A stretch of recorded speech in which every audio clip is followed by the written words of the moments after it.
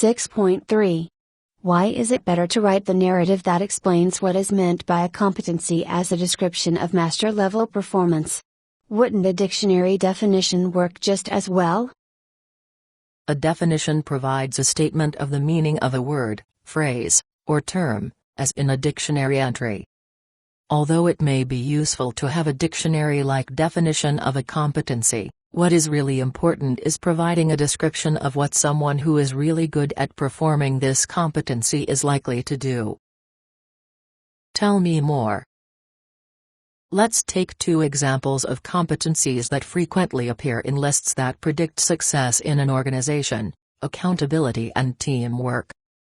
If you go to the dictionary, you'll learn that accountability means liable to being called to account, answerable. You'll learn that teamwork means cooperative effort by the members of a group or team to achieve a common goal. Both are accurate definitions. Neither is helpful in guiding people on what they should do to excel in these two important areas. Now consider a behaviorally based description of master-level examples of accountability and teamwork. Accountability. Accepts personal responsibility for the quality and timeliness of his or her work. Believes that the results achieved directly result from his or her personal decisions and actions. Doesn't engage in behavior designed to justify and document decisions for self-protection purposes. Acknowledges and corrects mistakes. Doesn't make excuses for errors or problems. Teamwork. Fulfills commitments to other team members. Promotes a friendly climate, good morale, and cooperation among team members. Puts team success ahead of individual success. Assures joint ownership of goal setting, group commitments, work activities, schedules, and group accomplishments. Lets other people finish and be responsible for their work. Doesn't hog the credit for others' work. Values all team members. Makes sure that the practical needs of the team are met. Protects and promotes the group's reputation with outsiders. Takes charge when it is necessary to facilitate an action or decision. Creates a feeling of belonging on the team. There are 4 great advantages to writing competency statements as descriptions of master-level performance rather than simply providing dictionary-like definitions.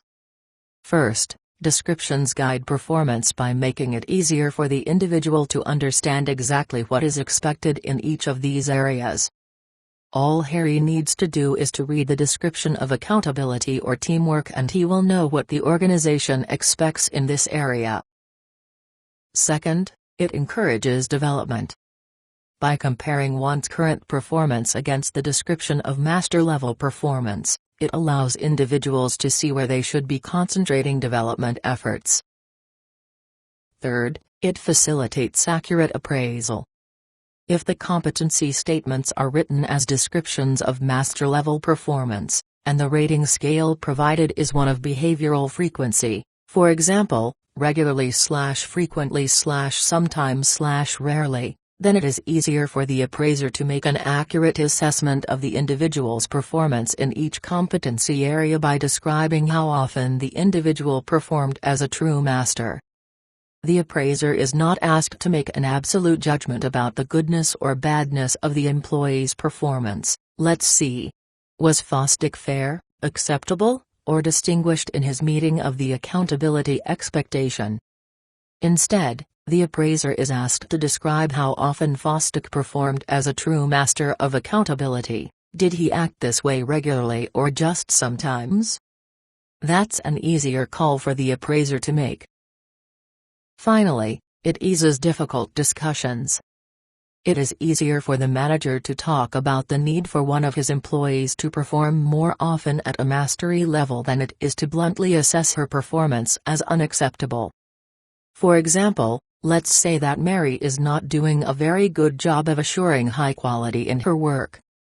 Instead of having to say, "Mary, in the area of quality management I rated you as unsatisfactory," the lowest rating on the appraisal form, the manager can say, "Mary, in the area of quality management I see you performing as a master occasionally," again, The lowest rating on the form.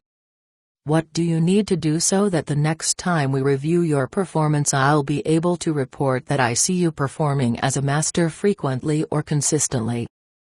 Both statements about Mary's performance are accurate. She has been rated in the bottom category as far as her quality management is concerned. But it will be easier for the manager to encourage a thoughtful discussion about how she plans to develop her quality management skills by telling her that he sees her performing as a master only occasionally than it will be if the manager simply labels her performance as unacceptable.